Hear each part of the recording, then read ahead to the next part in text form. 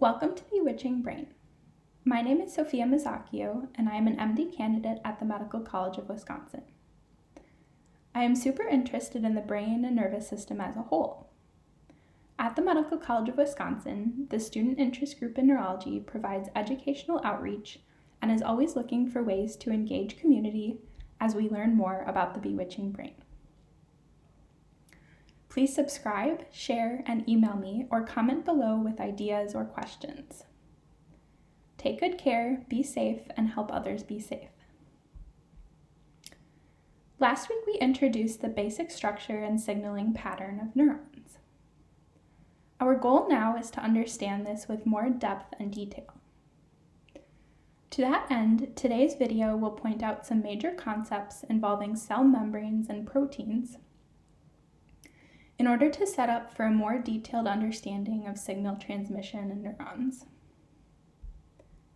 Videos from now on will be geared primarily towards students in later high school or college who are interested in medical or scientific graduate programs, although others can enjoy and learn from these videos as well.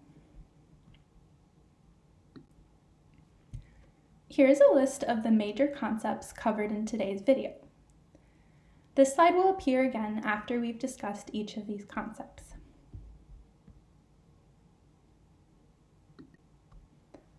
So our first concept is cell membrane permeability. Recall that the cell membrane encloses the cell as a whole as well as individual organelles. It is what separates the inside of the cell from outside of the cell. Also recall that the cell membrane is composed of a phospholipid bilayer. Phosphate groups shown here in purple are arranged next to each other. Because they are hydrophilic, they face the water-based fluid inside and outside of the cell. The lipid tails are shown in a salmon color. They like to snuggle together away from the fluid and are hydrophobic. Some substances that are on the outside of the cell membrane can easily move inside the cell membrane and vice versa. They simply cross through the first hydrophilic head layer, through the hydrophobic tail layer, and through the second hydrophilic head layer. Then they are on the other side. However, other substances have properties that prevent them from crossing this layer. In this case, the phospholipid bilayer is a barrier to their crossing. Because some substances can cross straight through the phospholipid bilayer while others cannot, it is said to be selectively permeable. Substances that very easily cross directly through the phospholipid bilayer are small and hydrophobic molecules. They can cross easily because they interact well with the lipid tails, which are also hydrophobic.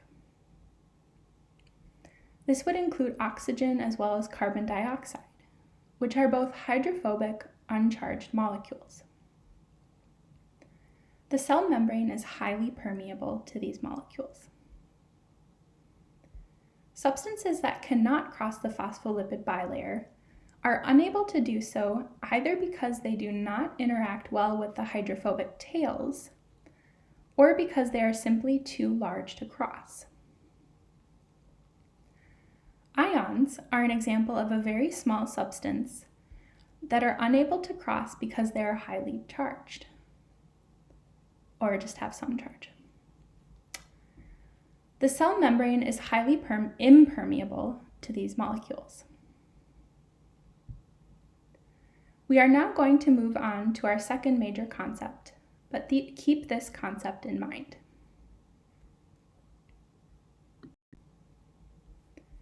Major concept number 2 is about protein structure and function. Proteins, as we've previously discussed, are a vital component of many cell functions and are synthesized in the endoplasmic reticulum by ribosomes. Ribosomes create proteins by stringing together molecules called amino acids. There are 20 different amino acids, and the specific combination of amino acids is what makes each protein unique. For example, let's say that two different proteins are being made in the endoplasmic reticulum. Both proteins consist of 6 amino acids so far, but the pattern of amino acids is different in each protein. This means that the end products will be different. So, how does the sequence of amino acids in a protein determine how it is unique? Each of the 20 amino acids has a different chemical structure and therefore has different properties. Amino acids can be generally classified as either hydrophobic or hydrophilic. Hydrophobic amino acids exist in a low energy state with each other, away from water. Hydrophilic amino acids exist in a low energy state with water. Hydrophilic amino acids can be either uncharged or charged. The uncharged ones are hydrophilic because they are polar. I won't review polarity or particular chemical structures here, but if you are interested, please contact me and I can help you out. Proteins form distinct structures depending on their amino acid sequence and where they exist in the cell. For example, let's imagine a protein that is composed of a mixture of hydrophobic and hydrophilic amino acids. In the cell cytosol, which is filled with a fluid mostly containing water, this protein might form a globular shape.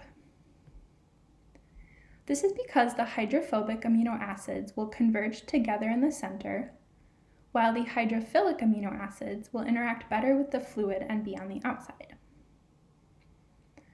Thus, the amino acid sequence of a protein determines its folding pattern.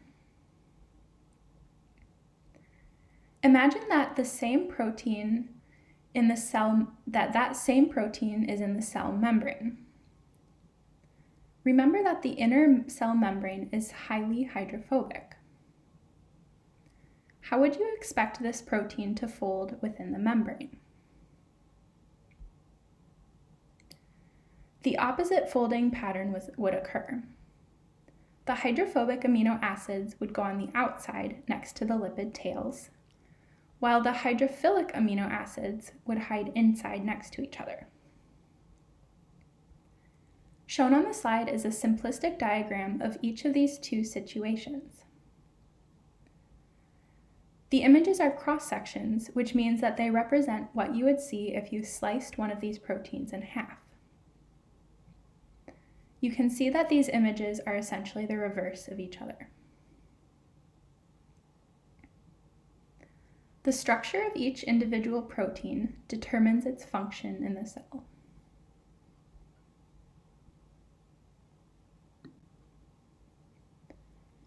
Proteins in the cell membrane have many important functions. One function is to transport ions inside and outside of the cell. Remember that ions cannot cross directly through the membrane because they are charged and thus hydrophilic. Proteins called ion channels allow ions to pass through. Because they are in the membrane, their outside is hydrophobic, while their inside core is hydrophilic. Think of ion channels as a barrel with open ends. The outside has a dark varnish that can be surrounded with water without being destroyed. The inside lacks the varnish and therefore cannot be exposed to the water. Dry substances can pass through the inside with no problem. Ion channels are similar, except they are extremely selective. They only allow certain ions to pass through them to the other side of the membrane. For example, the image on this slide shows an ion channel within a cell membrane. The gray space represents the lipid tails, while the dark blue circles represent the phosphate heads. The lighter teal portion next to the lipid tails is composed of hydrophobic amino acids, while the darker portion is an open space bordered by hydrophilic amino acids. This is like the inside of the barrel.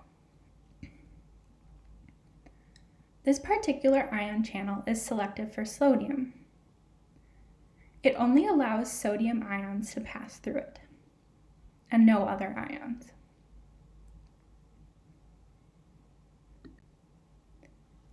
Here's the list of concepts again for your review. Next week we will start off with a more detailed description of the resting membrane potential, and then begin discussing how neurons alter the membrane potential in order to signal. That's all for this week. Thanks for listening, Brainiacs. Tune in next week for more.